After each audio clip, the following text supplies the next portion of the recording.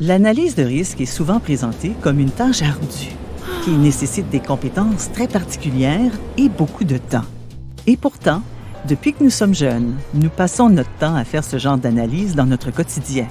Traverser une rue, conduire un véhicule automobile ou même faire du vélo sont des exemples de situations où nous allons analyser les risques auxquels nous sommes confrontés, les prioriser en termes de conséquences et en tirer une conclusion sur les moyens de les éviter. Allons-nous ou non traverser la rue? Alors, pourquoi, en milieu de travail, lorsqu'on nous demande d'effectuer une analyse des risques, nous avons souvent l'impression d'avoir devant nous une montagne infranchissable? Il est vrai qu'il n'est pas évident de faire l'analogie entre traverser une rue et effectuer une tâche routinière. Lorsque nous faisons face à un danger, nous avons souvent deux réactions. En anglais, nous utilisons l'expression « fight or flight » ou, traduit librement, « lutter ou fuir ».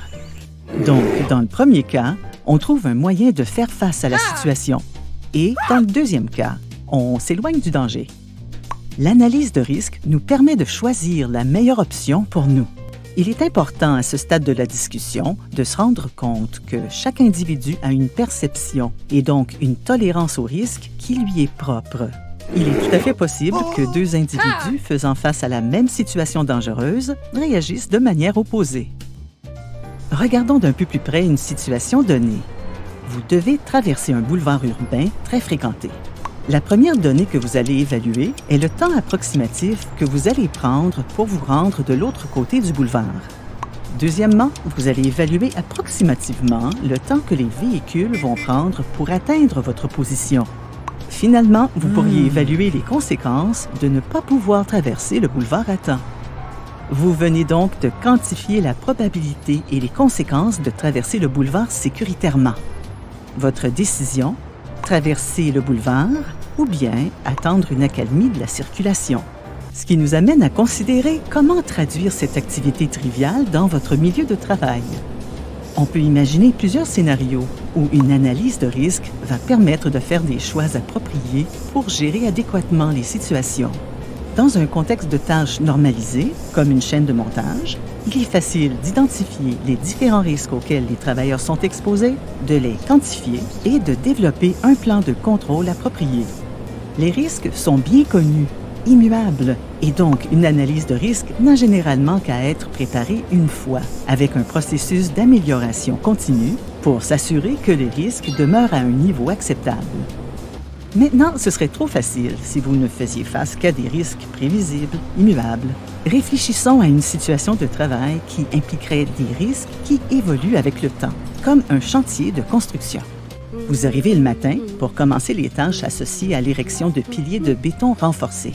Vous avez déterminé que les risques associés à ce travail incluaient entre autres la possibilité de chute en hauteur. Vous vous assurez donc que les échafaudages sont sécurisés, que les escaliers sont libres d'encombrement et ne sont pas glissants. De plus, vous vous assurez que les équipements de protection anti-chute sont disponibles, en bon état et adéquats pour le travail. Tout est beau. Votre analyse de risque devrait empêcher les chutes. Vous revenez le lendemain sur le chantier.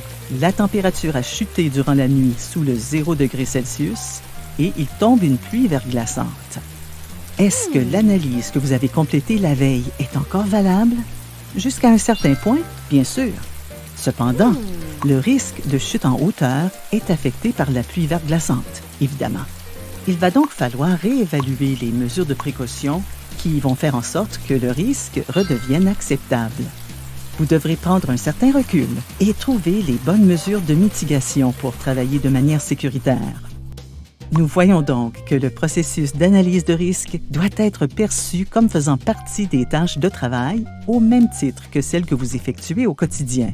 De plus, ce genre d'analyse est utile non seulement pour la santé et la sécurité des employés, mais peut être utilisé pour toutes les situations où on doit évaluer les différentes options, que ce soit pour la production, la qualité ou l'environnement. Finalement, l'analyse de risque est aussi une des méthodes pour s'assurer que le travail est géré de manière à faire preuve de diligence raisonnable. Mais ce sera le sujet d'une autre capsule. Pour en apprendre plus sur le sujet, Veuillez consulter notre plateforme et catalogue e-learning, ainsi que nos services de formation et de services professionnels en gestion des risques.